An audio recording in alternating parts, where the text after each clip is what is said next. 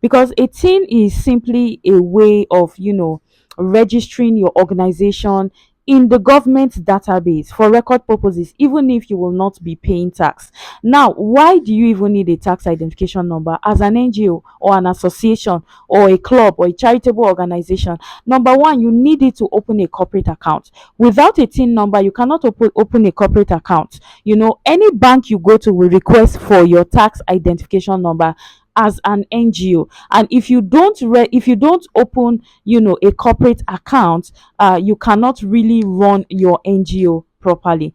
The second thing is, you need a tax identification number to be able to receive grants or international donations, because no international organization or no sister organization will give you grants or will give you funds without using your organization's name, because they'll only be thinking that you are trying to scam people or you are trying to defraud people, because they've been seeing a lot of things that the NGO is doing, and probably they want to support your NGO, and then you present your personal bank account and not the NGO's bank account. It is unprofessional, and nobody will give you funds with your personal account. Another thing is, if you are applying for government support, let's say you are doing an outreach or you are doing a training that is helping your local government or is helping your state or is helping the nation, and the government wants to support you, or you're seeking funds for the government to support you, the first thing they will ask for is your TIN, your tax identification number. Another thing also, you need it to apply for a tax exempt certificate.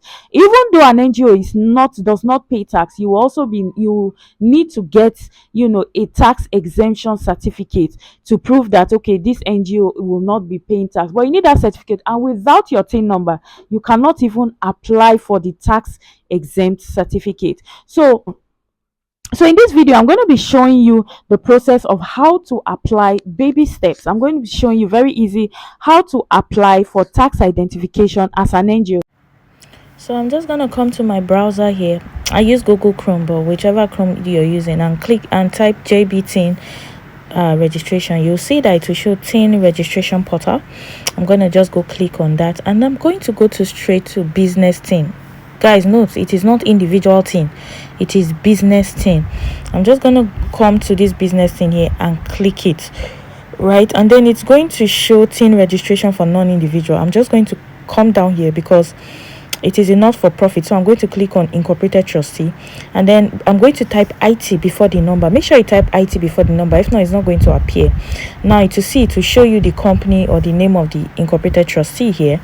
And what I'm going to do basically is to fill in the information of this particular incorporated trustee. Please note here now that you will see where they wrote red buttons or the red asterisks. Those are the compulsory information. Any information that is not asterisk, you can skip it. You don't have to fill it, especially if you don't know what to put there. So make sure you just fill in the information that is asterisk. They have some of the information already on record, so you don't have to do anything about that. You see here, it says object. I'm just going to put activities of extracurricular and organizational bodies, so you can click on that. And I'm just going to come here, click on submit, and then okay.